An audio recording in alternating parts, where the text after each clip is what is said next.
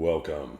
And thank you for joining for another whiskey review. Today, for Whiskey Review 300, we always like to bring nice whiskeys, Dustin, for one of these special occasions. Milestone reviews, individual Whiskey Review 300. So we figured we'd bring you Lagavulin, 21-year-old.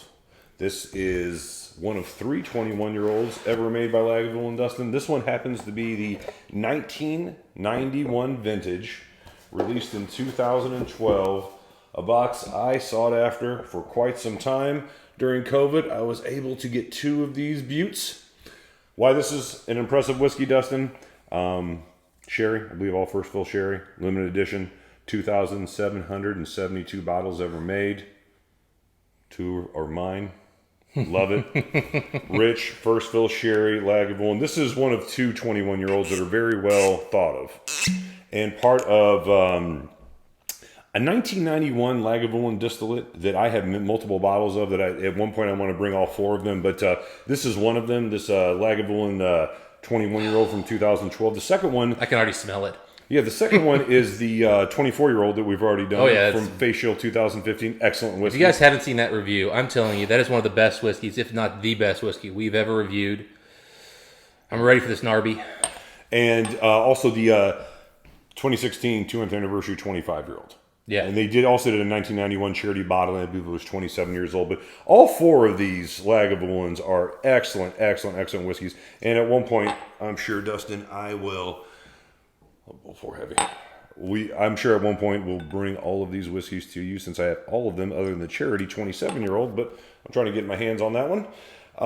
That's not going to be cheap. That is going to hurt a little bit. We've got pretty far into this one. I'm about right here. I've had it for, what would you say? 8 months, 9 months, 10 months, something like that? I don't think it's even been that long. Probably 6. No, it's been longer than that. I opened this thing up in, I want to say, what does it matter? March? April? I'll tell you what, we got it now. That's the important part, is it's ready to drink now. Whiskey Review 300, Lagavulin 21, 52% ABV, unchill filtered, natural color. And I feel like I'm on malt review right now. Whew. That's why I called you Narby earlier. Yeah. Wouldn't that be Mike? You'd be Narby? Anyway. Well, you wouldn't have gotten it because you're already Mike. Yeah. Well, I mean, that's true. That wouldn't have made a joke. Yes, it wouldn't have. Oh, man. We've had good whiskeys today. Yeah. We've had $400 or $500 whiskeys all night. And man, we've had nothing but excellent whiskey. And you know what? Actually, a couple of them were very fairly priced, which is, I've actually forgotten to talk about price on a couple. We're going to be doing a lot of writing. All right, so this one, first of all, it's Lagavulin. That smoke comes up. That aristocratic smoke is turned up to 12 out of 10. On top of that, this sherry note is wow.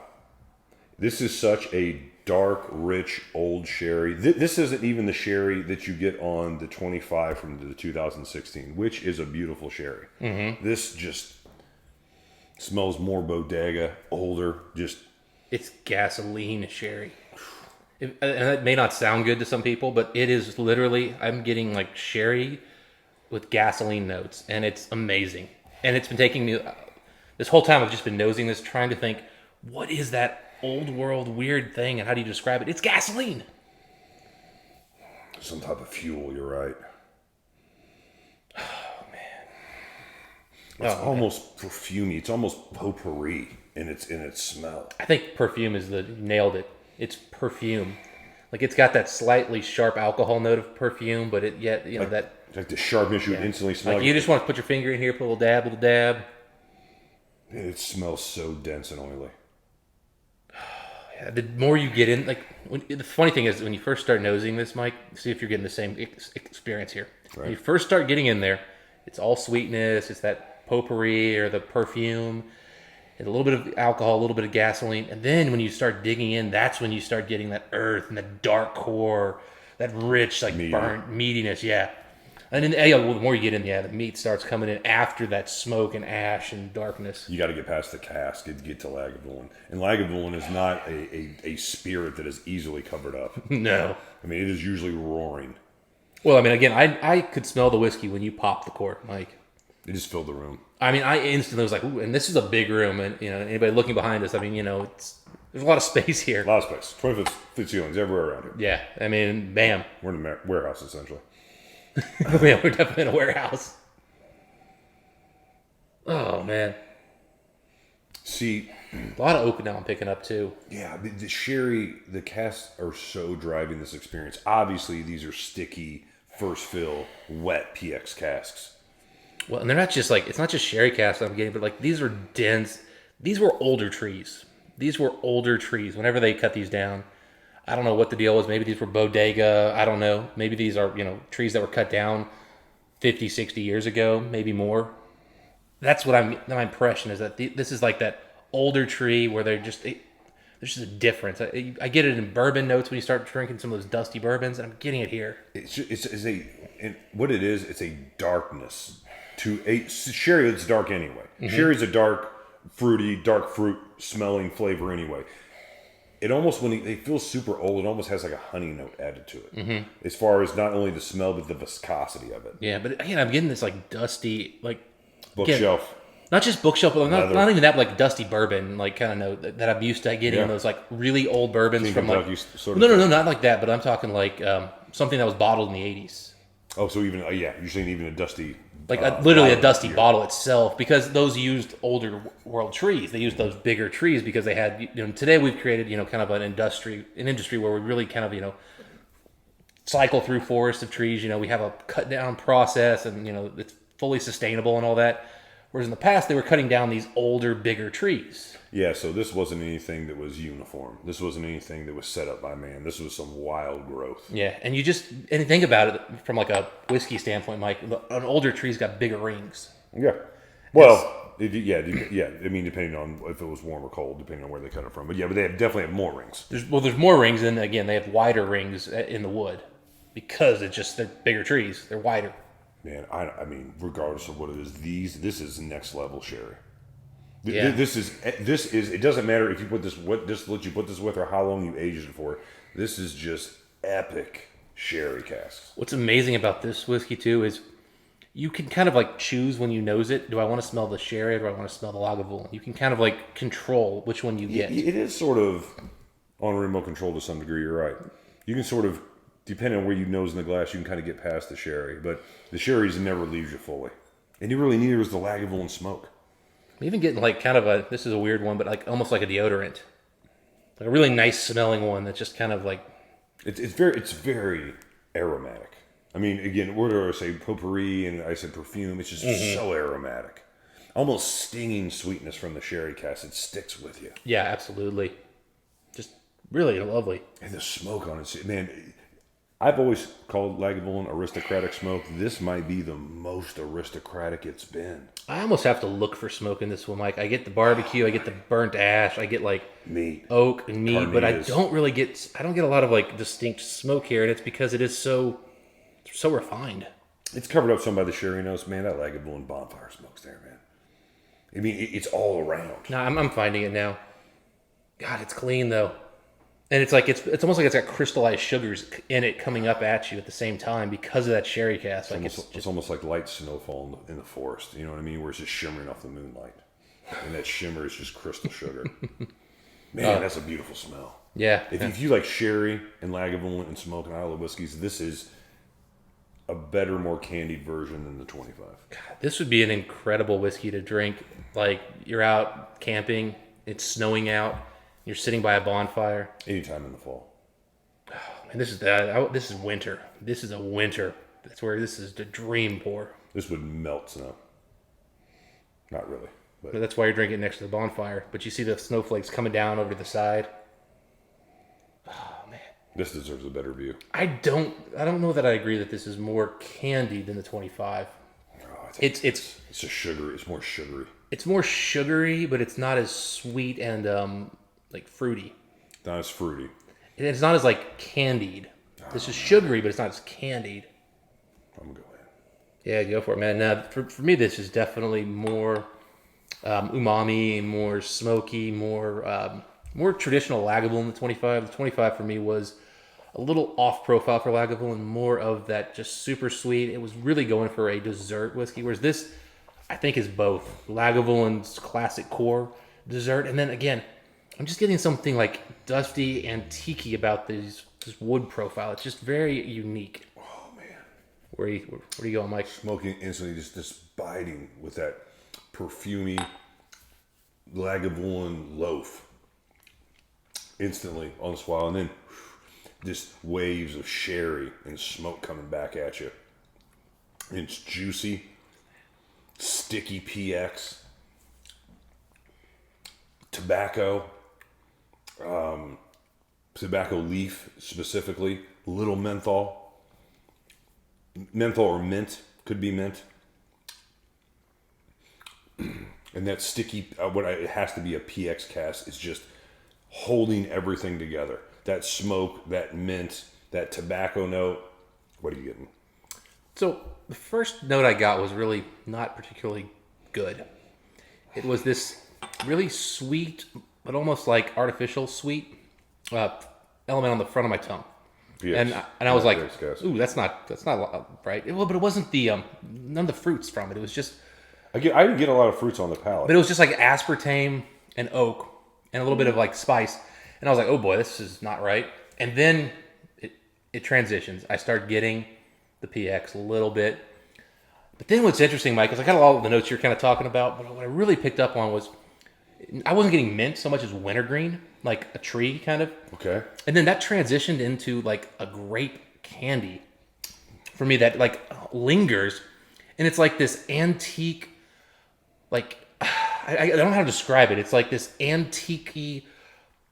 I've experienced this flavor before, and I do not know where it was, but it's like this, like I was in like maybe like a varnish or something, like that they've added like a grape element to in the nose. It's like the way that smells, this tasted, and it lingers on. And I actually freaking love this, by the way. This is an awesome tasting note.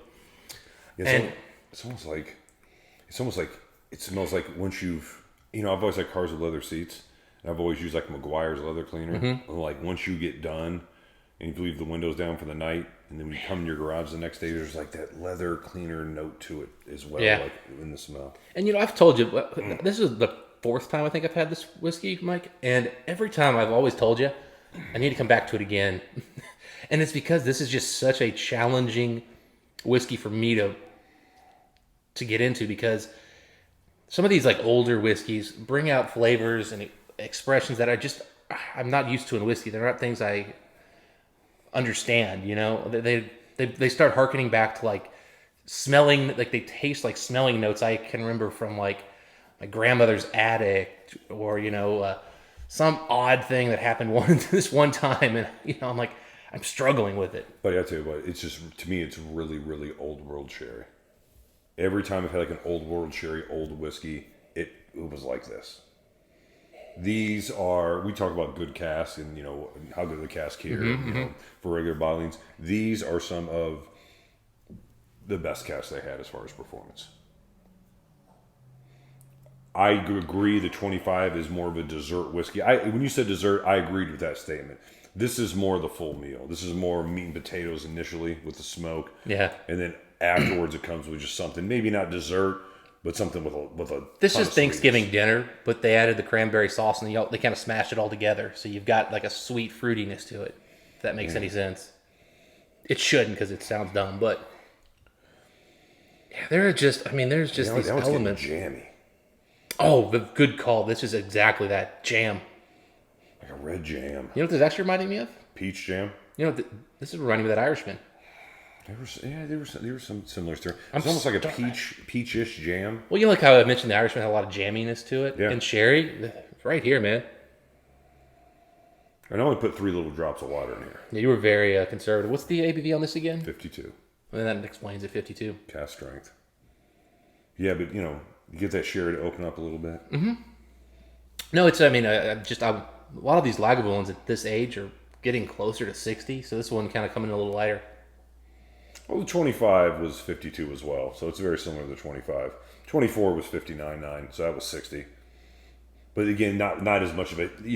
There were 3 really heavily sherry cask influenced older Lagavulins. The 21 from 85, this 21 from 91, and then I would say, the 25 from 2016. Although Facio 2014 and Jazz Fest 2013 are also some really nice epic sherry whiskeys, but I just don't think the 221s and the 25 anybody can compete with that other than the 37, which I still haven't had. I'm getting like sugar sweetened hazelnut coffee over toast that you've just put like a preserve on. It's all in the same room, and maybe you just made some pastries. You know, and now that peachy note's almost becoming like a little bit orangish. It's almost like orange juice and coffee. Yeah, I can see that too. Yeah, the sherry cask really taken in some different directions. Like I know the Lagavulin spirit and Lagavulin malt enough to know like those notes aren't coming from the distillate. That is coming from the cask. Yeah, I think Cask is influencing that peach note, giving it more of like a candied, like It's taken all over the place. tending it more towards orange, but it's not orange either yet. I mean, it's I said it's not more like an orange juice or something like that. peaches and cream maybe, or like the cream's kind of like added its own note. Like a strawberry yogurt. Yeah, in that range, yeah. A lot of vanilla here too. Yeah, I don't think we've said. Oh yeah, vanilla's there. And then it kind of goes back in that potpourri and that perfume note. God, it smells wonderful. Yeah. I gotta say, for somebody kind of newer to whiskey, this might not be what you're looking for with Mike's description of how sweet it is, because I think somebody starting off is not gonna come away as thinking of this as sweet as maybe we're describing it, because there is that earthiness, there is the umami, there is a lot of oak in here, there's a lot of other elements, but we're so kind of used to those elements in our whiskey that we're going right past them and not bringing them up as much as maybe we should. Not that somebody getting started in whiskey is buying this, but yeah, I mean, okay, so with water, man, it came off a little bit chalkier, but the sherry note let more smoke in, especially initially on the finish. And it kind of got dry, and it kind of got back, and it can get some fruits and juice to it. And now there's a twinge of something acidic, a little fruity, sticky. it starts to take a couple bad turns on the oak notes, and then but it never turns like you think. Oh no, and then it never goes there. You're right. Some of the oak notes feel a bit too bitter. I thought we were started getting into younger bitter oak for a second there, and then it stopped and it went away. And the finish is a little hint of sour and a hint of. It's almost like a roller coaster in that regard with the bitterness. Like you think, like, oh well, it's gonna get bitter, and then it's like, oh no, you're on a roller coaster. Like nothing bad's gonna happen. I tell you what, I am getting Lifesaver mints, like straight up Lifesaver mints on here now. Man, I tell you what, that tobacco note to me, because we're getting, what comes out to us right now is totally different. Because I'm just getting tobacco. And there's mint. Tobacco there for sure. Man, wow. But they went from like a wintergreen, like tree kind of a thing, to like Lifesaver mints. We're definitely gonna line this up with the 25 and the 24. Yeah, with the best 1991. I'm sure you won't object. I'll suffer through. All right, we've been rambling on. What do you guys as far as the whiskey score on this one, Dustin? I'm gonna go first. Go for it, man. Not my favorite Lagavulin. I'm at 92 out of 100. So, I gotta say, not my favorite either. And part of me wants to give a higher score than I'm about to give, because I think the elements here are so sophisticated, so complex, so unique and different that I want to give it a higher score. But from my enjoyment factor, Mike, Give it to me. I'm really only at a 90. Which I want to go higher because, again, there's some really cool stuff here that I've never really experienced in any other whiskey. But it just doesn't quite get past that 90, which, for me says this is like a $400 bottle of whiskey. It is not. And it is not. It is not. Yeah, 400 times 4. Yeah. It's a $1,600 bottle. 1,500. Yeah. Oh, it's super pricey. Yeah. And again, I really like it. And I would probably pay a premium for this because of how unique it is. Because you just can't get these flavors anywhere else. Like, you have to pay a premium to taste something like this. Buddy. So maybe it should be a $600 bottle in my head, but not Buddy, 15. for me, this is someone who's a Lagavulin fan. This thing is just Lagavulin cake to me. Liquid Lagavulin cake. I mean, I love this whiskey, Mike. It's incredible. And I've told you every time, I've been trying to pin it down, and I think I finally feel comfortable saying 90. Because do you like the 25 that much more? I do, yeah. You like the 24 that much more? Oh, that 24 is like a whole nother level. That 24 is like a whole nother level for me, man. That thing is just unbelievable. I should have given that a 95. It was that good of a whiskey. All right, anyway, we've rambled on long enough. Whiskey review, we've waited to bring you for a long time. Still very sought after Lagavulin 21-year-old from 1991, the 2012 bottling. If you guys had a chance to have it, let us know. Let me know what you guys think. Also, by this time, we should have our Patreon up and running, so we'll put that link in the description. We have a couple cool features on there if you guys want to try some epic whiskey on a monthly basis. Check out our tier that we have not named at this point, but probably calling it our whiskey journey or something along those lines. Yep, and Happy drinking. Yeah, until next time. What do you wish the folks? Happy drinking. We'll see you next time.